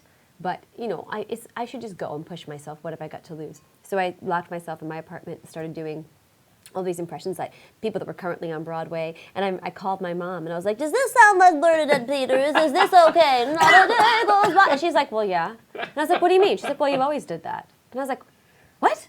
Like, I never knew. I never took ownership of it. And maybe this is why you have perfect pitch in every single clip I've ever seen you do, because you do have this master of being able to not just match the tone, but you match the resonance in the throat, you match what's happening in the nose, and like I said, the chemistry, how you capture these personalities. Thanks. Because an impersonation is I think fun. you have to do the physicality, otherwise it's not... It's only half an impression. Well, right, and like a basic impersonation can only last you 10 to 15 seconds, and then the joke is over. Thank you. You carry it through songs. Your transitions are amazing, but I think it's you that we fall in love with as well. I'm gonna take you home with me. Oh my God. I might be in New York for World Pride, so I'll come say. It's on. We had Rich Little on the show. Oh, yes. And not only do we know he's a very consummate impressionist, but he's also part of that old school Hollywood. Where they talk differently, they act differently, they know how to be on an interview differently. But I also felt that he felt the pressure. It's like, okay, we're gonna have a nice interview and a nice chat. That he was still performance, even in the green room and all that. Do you feel the pressure when you walk in, because you're known for your impressions, but you've also done your own roles in so many other musicals as well? Do you feel that pressure? It's like, take a breath. Okay, they want me to be Christina. Do this, do that. It depends on the situation. I've been really lucky. When you're casting a show like Forbidden Broadway, people know that you're sending up all the people in the cast, for those that don't know listening, spoof and parody and impersonate if they can, you know, if it's necessary. And I still listen to like the very first recording when they're making jokes about Evita the movie. That of course happened years and years. Oh and my Annie, gosh. I mean, like I'm listening to I mean, so you spoof and parody all these Broadway shows and their stars, and an impression isn't necessarily necessary. That made no sense. Anyway, it's not necessary, but it can help enhance a bit. So a lot of that show I sang in my own voice or using my own voice. But prior to that and after that, I've been cast in musicals just as Christina, not doing an impression. Right. And I think because I had that base and because I've sung in my own voice my whole life, way more than I've ever sung doing impressions, that there is a, thank goodness, an understanding and a respect that I'm not just an impression. And same thing when a video hits on YouTube, they go, oh, she's just a YouTuber. But then they Google me and they go, oh, no, she's an actor and a singer. And it's funny because for reality TV shows, they want you to be like somebody who is, you know, plucking a chicken in the backyard. They don't want to hear that you were a professional. But the joke is, just because I'm trained as a performer doesn't make me famous, doesn't mean I ever trained to do impressions, and doesn't mean that I don't want to reach more people. I'm not a household name. I'm not Beyonce, you know. So you always hope that people will take a chance and put you on a show like Ellen DeGeneres and all that. But the reason I'm bringing that up is because the only time that I really feel that pressure to be like, dance, monkey, dance, is typically when I'm on TV shows. And that's one of the questions I have is the nerves. Because that's why I'm there. Yeah, and literally, this is one of my questions, is going on to a show like that, like the Today Show, with Kathy Lee and Hoda and the Ellen DeGeneres show. That scared the hell out of me. How are your nerves differently, and how do you prepare for that segment? Well, that segment was a nightmare, a joyous thing because they were the loveliest people, but a nightmare for me emotionally. I was so nervous because I am not a stand-up comic. Right. What they're asking for in that particular segment, which is, I'm sure you could find it online, they pull, it's a celebrity in a scenario, and they sort of pull them out of some hats. And so it was like Miley Cyrus, or Liza Minnelli ordering a pizza, or ordering a hamburger, or Miley Cyrus doing the laundry. I live for things like that, by the way. I can, for me, it's about the impression. Now, I do write, my shows, I write, I put my numbers together, I do a lot of creative work, and I take pride in that. I don't have somebody write for me. But when it comes to quick one-liners, particularly on television, where you've only got a 3-minute segment and you have to promote whatever you're promoting, plus show your talent, all of a sudden now I have to be funny. Because you do have to be funny. You can't just say, "Oh, I'm doing my laundry," like as Liza Minnelli. You have to say something clever. And that's also mainstream, and I can too. be quick. Yeah. But again, quick on national television with no warning was so nerve-wracking. And that pressure, because you're thinking millions and millions are viewing at this one moment. Yeah, I know. I totally did sneak a peek. I saw 2 words. I was like, what? What's a hamburger? What does that mean? I totally tried to sneak a peek, but I just decided to, pretend that I had the glass of wine they probably had before the show, and just pretend like it wasn't a big deal. And luckily, I think it worked because that was a really great segment. It's fun when people challenge you, and it's fun when people give you a platform. But they had faith in me. They were like, "Oh no, you can do this." I was like, I don't know why you believe me, but believe in me like that, but I'm glad that they did, because it pushes me. And it's stuff, there's a reasons like that I put a lot of interactive, off-the-cuff moments into my shows. Because I come from a very polished, musical theater world, you rehearse your songs, you do them. But part of what got me popular was the rough, raw, and totally imperfect in your notes interaction with the and audience. Lyrics. Yeah. So I would try to apply that to my live shows as well. Now, I want to talk about being in New York. You have taken New York by storm. You have performed at every major place, every hole-in-the-wall place, sold-out audiences. You've rubbed elbows with Broadway's finest. But kind of taking you out, we're talking to you literally right in the middle of your West Coast schedule. Yeah. You're going to be heading to the UK for about 2 months, September and October. Even long. Yeah, the Edinburgh Fringe Festival, all of August, directly into my second UK tour, which will be all of September and all of October. And I've got some cool, exciting stuff also abroad happening after that I can't announce now. But yeah, one of the reasons it's taken me so long to get back to the West Coast is because I've been so lucky as to have a lot of work in the UK, in Europe, and this year in particular, I went to... Because they have taste. No, well, Well, I went to Australia 4 times in 3 months. And I should have just stayed there the whole time. But unfortunately, I have family and a husband and a dog. You have a husband and dogs. So I do like to actually be home with them. What a concept! But yeah, it's great. But I do feel like I've neglected my own country a little bit. But you go where the work is, man. You go where the work is, and it is a little bit 15 minutes of Amy. I decided to step away from I was doing a lot of theater and auditioning, and it's a very different world. And as you know, you can have it all. You can do everything sort of once you're famous and popular. But when you're making a name for yourself, people do like to put you in a box. Yes. Are you the theater actor? Are you the TV person? Mm-hmm. Are you the concert artist? And I really push that envelope. And I've always made people a little bit like, well, I don't know what to do with you, whether be it agents or managers or whatnot. And this is said by somebody who's luckily now been working nonstop for years, so I'm not complaining at all. But it's very difficult to make those decisions, even if you have the best people advising you, figuring out where you want to be and what's important. And I said no to so many concerts, experiences, and corporates, and theatrical runs, and singing with symphonies. I said no to so many of those things because I was essentially and this is not in any way negative, but essentially waiting for my under 5 audition for Law and Order, because you're still doing the New York actor thing. And then I was even though other people want that for me, I don't actually think I want that anymore. I want to pursue these other things. So I had to step away. And that brought me away from New York and brought me certainly away from California, although it's only a plane ride away. I tried something different. I'm glad I did. But now, now that I've built those connections internationally, it's time to remind everybody who the heck I am here in California, which is why I'm doing like 4 shows in 4 days like a crazy person. But that is very tempting. Is to stick with money for doing what I'm doing, but you're not growing as a performer. Yeah. What I love on the West Coast is keeping track of you on social media and your performances. There is a definite growth there. There's a definite point of view that is very strong. But you just never know. You never know what's going to be a hit. Let's say they say, hey, you need to leave everything for a year to film this new show. Exactly. And the show gets canceled after the 3rd episode. That's it. Whether it's good or not. You never know. And you can be cast in a Broadway show and it can close in 2 minutes. And for me, I've been attached to a lot of projects that you wait and it never happens. And you're like, oh my God, was I just wasting that time? No, because you never know what's going to happen. So what I do is, without stretching myself too thin, which I sort of feel like I'm doing this week, but you really are do flying everywhere. Like you're not even in a place for like a full 48 hours. Before I came here, I was in Nebraska, then home for 12 hours, then flew to San Diego, then San Francisco, today LA, tomorrow Vegas. Then LA again for an event. I'm going to go to the Actors Fund Gala. Tony Awards, I'm so excited. So, but for the performers that listen to the show, how do you keep your voice up with all the travel? Because you have jet lag. You also have being on a plane with weird germs and air conditioning and all this stuff. How do you keep, because you hit some pretty high notes. You don't just like, oh, I did the impression for a little bit of that. And then when you sing your own songs, you're hitting these notes that the performers hit in a studio with auto-tune. I'm just thinking of myself right now, thinking I'm the worst representation of this because I am being horrible. I have been performing every night. And now you literally don't age. Now you're really coming home with me because I know here I'm in the land of like Botox and I'm so in. And I don't intend to do any of that stuff in my life because I'm just a real gritty. I'm a gritty New York gal.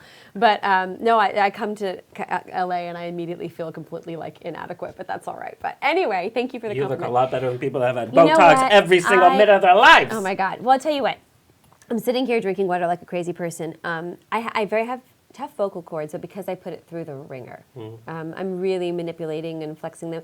I have the freedom to change my own sets, but I like to try to do the A game every time. I like to give 110%. Yeah, but what I'm not going to do in these 4 shows, and this may be really extreme, and forgive me because I know it's also going to sound a little obnoxious, but like I'm not going to hit the high E.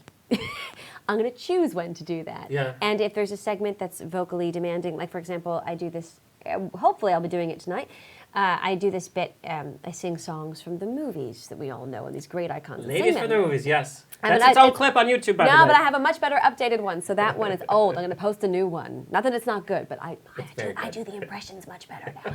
Anyway, because you get better. But I do this Dolly Parton to Whitney Houston bit, singing "I Will Always Love You," and everybody loves it. The audience goes nuts. Well, it's not worth my doing it if I can't do it. Dolly is very breathy with a very, very fast vibrato, and I have to tighten everything here but keep it loose up here. It's hard to explain. And Whitney Houston is the polar opposite immediately. She's got a very wide vibrato and a very, very, very resonant voice, and I have to manipulate my chords in the way that I'm breathing into it and my palate in a very different way. That's almost impossible to do if you're vocally tired. And I'm obviously already vocally tired. Listen to me, I'm a little gravelly. I could probably Your bread's a Vaccaro. I'm going to do a show later. I sadly can't do Elaine Stritch or Joan Rivers, but after this West Coast run, it might be possible. But you know what? The thing is that you can only prepare so much, but you have to be healthy. It comes down, I don't warm up for hours. I don't, because my show, I try to build a warm up into my show a little bit. You have sound check. So it's awareness and it's sleep as well. I mean, it's hard for me to even sleep during this run, but the importance of those 2 things, water and sleep, is no joke. You cannot substitute it. What if you sleep on a waterbed? Does that count? Oh, that's a good question. I sleep like 5 hours a night. Like I'm not doing what you're doing, but still. What is your creative process when creating a character, or when you're working on a character? You're like, oh, this week, and how do you do it? Do you say, this week I have to work on this impression, or I need to work on my own song, or I need to do this? Yeah. How do you sit and create this character that we're seeing on stage? It comes in different places. Sometimes I say, you know what you need, Christina, in this day and age? You need some content. You need content for YouTube, even though YouTube is not as strong a pull anymore. Now it's all about Instagram. So I'm trying, a couple of weeks ago, I said to my husband, who's so great, my husband Billy Ernst is like the most. He's adorable. Most helpful, wonderful, supportive man in the world. And I met him as an actor on Dora the Explorer Live. I met him, and now he's a veterinary technician. But let me tell you something: the fact that he gets to exercise his creative muscles and help me with my projects is thank God he enjoys it. But for me, it's a blessing. And I said to him, I said, I gotta go get the wigs out, and to promote my upcoming tour, I want to do another bit of the miscast movie quotes that I do. So I'll be coming out. I'll be unleashing all these soon. God. And we're gonna share them here, folks. I did 25 last time, and this time I think I did about 35. Oh my God.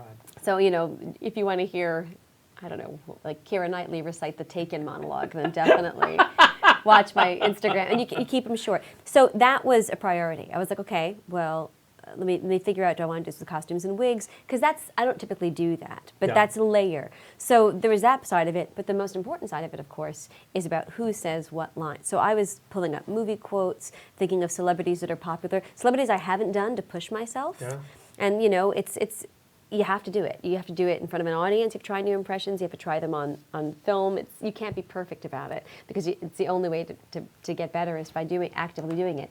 And then there's a part of me that, of course, that has my solo concerts, and I'm doing a brand new show for the Edinburgh Fringe in my tour. It's called First Impressions, and in that show, there's some bits that I've been working on over the past few years that have not been put together in a show yet. Those numbers will be in.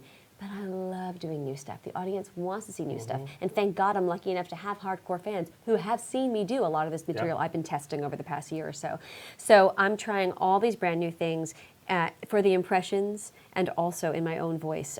One of the things I'm playing with now is doing all these famous television theme songs as different celebrities. I posted some online, like Barbra Streisand, as she might interpret the Cheers theme song, Christina Aguilera singing The Nanny. So in the UK, that's a very different television base. So I'm learning UK songs and who could sing them.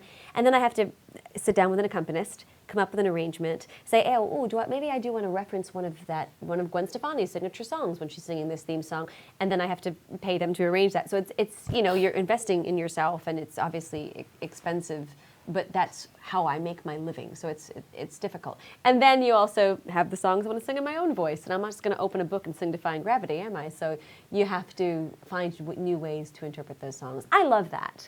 I love doing that. Well, and you do such a great job of bridging mainstream and musical theater, because I've shared your clips, and of course, they go to your Gwen Stefani and your Celine Dion and your Britney, because that's the mainstream. Right. They're like, and then they find out more about the Broadway people that you're doing and the Broadway songs that you're singing, and it's really opening up this unique bridge between mainstream and theater.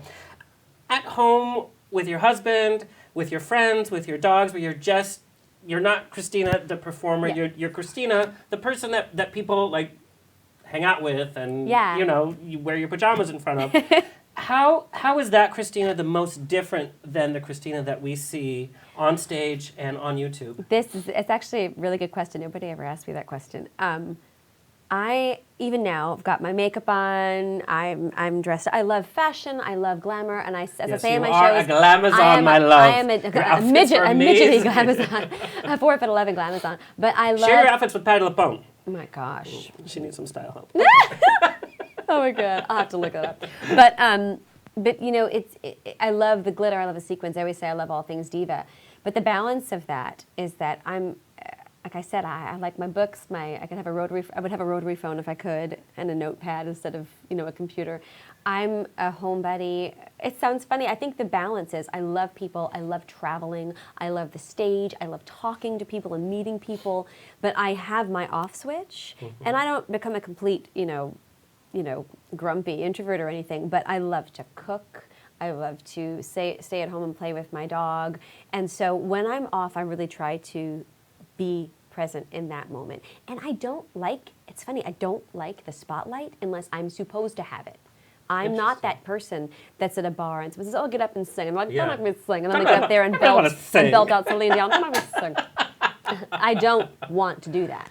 If it's not literally the Christina Bianco show, if I'm not in a cast playing a character, I do not like the spotlight. I get nervous, me, when I'm like on a plane, I need to ask the flight attendant for something. Like I'm afraid to hit the button. I really am. I'm like, my oh, fourth they're gonna gin. think I'm Should I ask? annoying. Yes, you should. Well, if I had a fourth gin, then I'll hit the button, but that has to be a very long flight.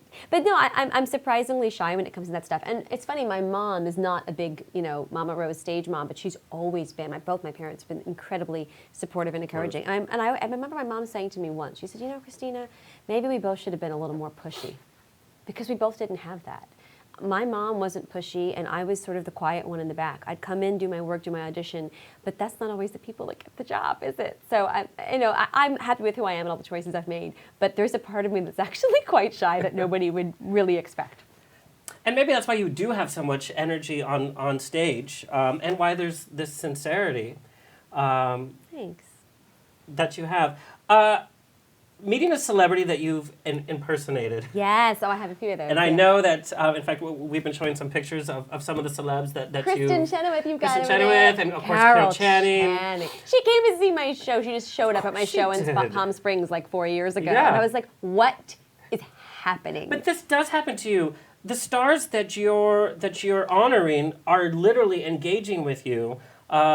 But what's it like to actually meet them face to face? It's amazing. Well, the first thing I'll say is it proves to me, and I'm so glad you keep saying that it seems sincere and genuine, because particularly when you're doing an impression, it can seem very tongue-in-cheek, like you're poking too much fun. Right. And I truly believe that imitation is the sincerest form of flattery. Even the people that I'm a little bit, I call it a very exaggerated impression. Like anyone that does Britney Spears sort of goes to that really gravelly sound. It doesn't mean I don't love Britney Spears. I don't think she's awful. I love what she's built. Free Britney! I wish I was that sexy diva. Like, I love that stuff. You have to do it with love. And I think if you really show that, hopefully, unless the person, of course, like Liza Minnelli famously doesn't like whenever anybody impersonates her. I mean, but she's one of the most impersonated and parodied people of all time. Yep. So I'm not going to win that battle.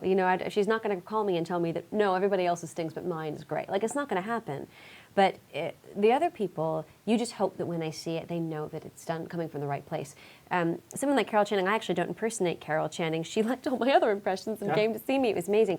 Kristen Chenoweth, it's funny, we have so many mutual friends and our paths across a few times, but I was performing at a concert with her about a year ago, and they said, well, Kristen's going to be performing, and I said, well, should I not do my impression of her, just in case, for her sake. I think I know through mutual friends that she likes it. She's also tweeted previously, retweeted me, and said things like, that was wonderful, I love it, everybody watch this, And so I knew she was on board. But it's different when you're in an audience and the person is there. So we decided not to include Kristen in my number. She was upset, right? She came marching over to me, and I was like, oh my God, I'm finally going to get my real moment, going to get a real picture, really have a conversation with her. And the first thing she said to me is, you didn't do me. Why didn't you do me? Next time, you do me, and you show them what we've got. And I was like, that's the cutest thing ever. I'm embroidering it on a pillow. No, she's just been an angel. Kathy Griffin had tweeted that my impression was perfection. And there are lots of great Kathy Griffin impersonators, so I was really, really glad that she liked mine. And yeah, it's a really strange thing. But like I said, Bernadette Peters in a magazine said she loved my impression of her. I nearly cried. I mean, Bernadette and Patti LuPone, and even from this video. I don't know about Patti. I don't know if she's gonna like what I do. Well, I go for does an she like extreme anything? Patti. No, we love Patti. I followed her around the United States because I'm such a fan. But you capture subtleties that other people just do not capture. It's in the deeper resonances. It's truly remarkable. And getting to meet you, the person behind that, and I'm so glad that that you sing as yourself, and I think your fans really do get to see you on your own, which I think is so important. Is there an impression that you wanted to work on that just didn't work? You tried it a few times, and you're like, you know what, that's just not going to happen. Yeah, tons, and there are tons that I've been putting off. Like, oh yeah, well I'll do it later. There's one that all female impressionists tend to do. And it's not an insult to them. I just go, I don't really buy it. Yeah. And it's Tina Turner. I think unless the singer has a really raspy voice like Tina Turner, it's all about the dancing and the posturing.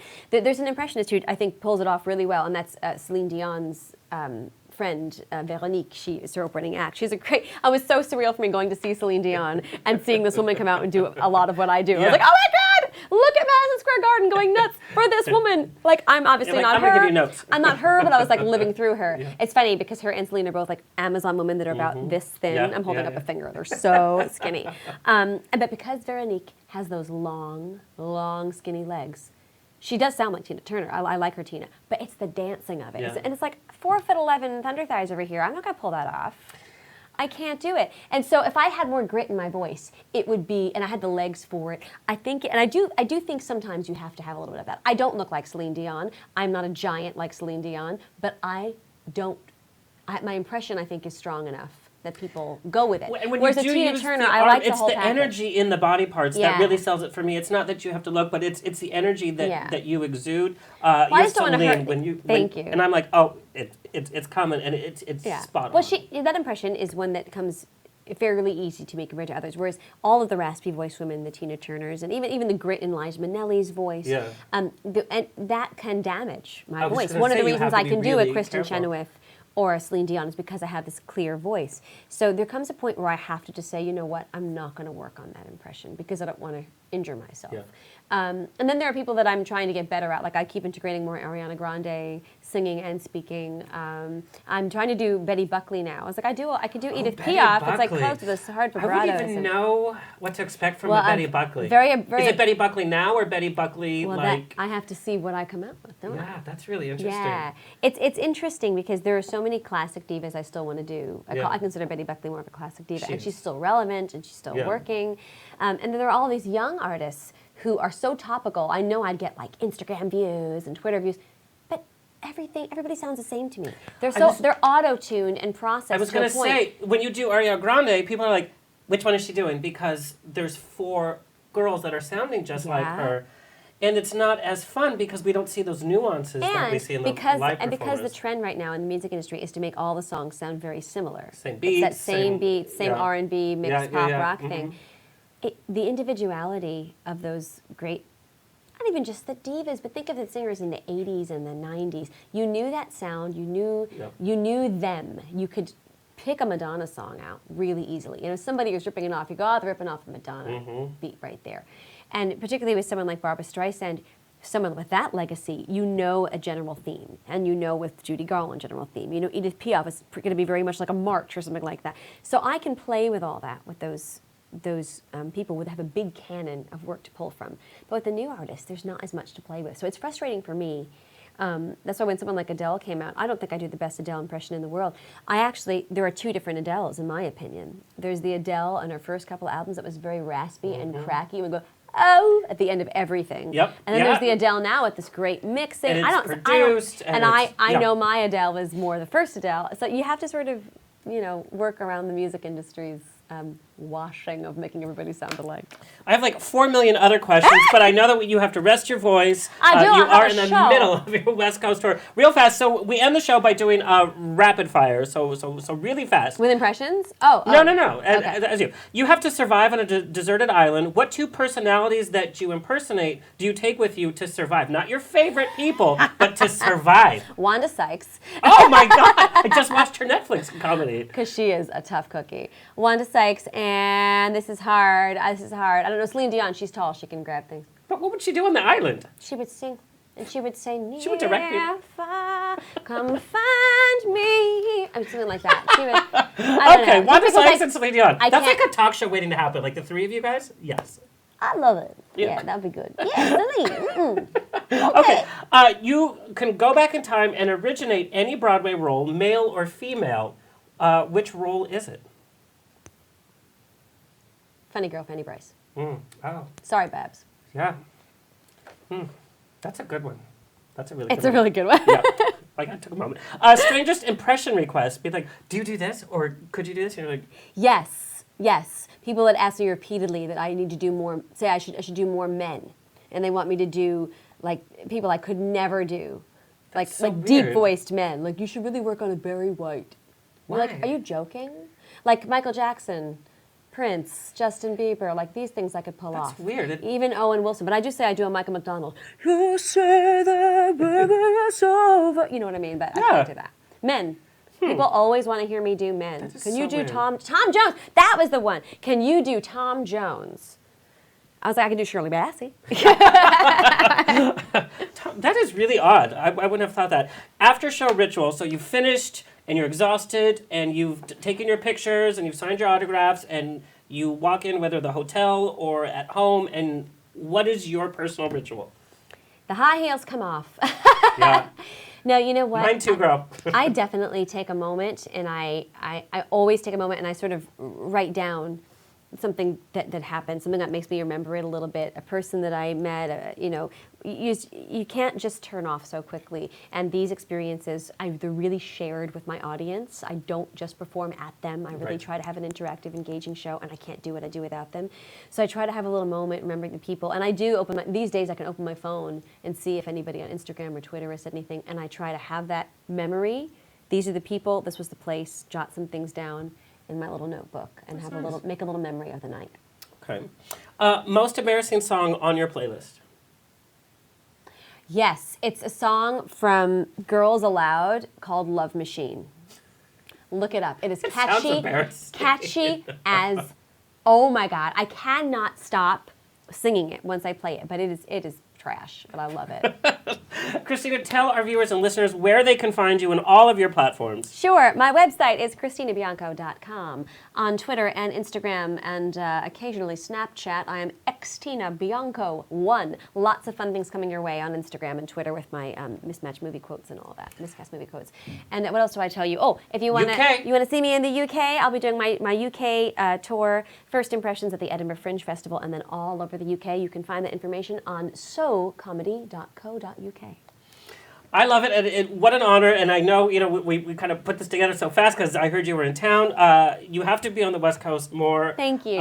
But no matter where you are, go see Christina live because it's just a treat. And I'm just smiling from ear to ear. A big thank you to our guests for today. Kurt, our engineer, Mama Rose in the chat room, Here TV, and you, our loyal listeners. Share us, tweet us, DM us at On The Rocks On Air, Facebook On The Rocks Radio Show, or OnTheRocksRadioShow.com for everything. Coming up, we have comedian Judy Tenuta is here, American Idol's Effie Pissarro, Glee's Ryland, Star Trek's Rod Roddenberry is coming on. On The Rocks is the place to be. Don't forget, this weekend, I am your MC for Santa Monica's first ever Pride on Saturday. See you next Tuesday. This has been On The Rocks with Alexander, every Tuesday at 7 p.m. on Universal Broadcasting Network.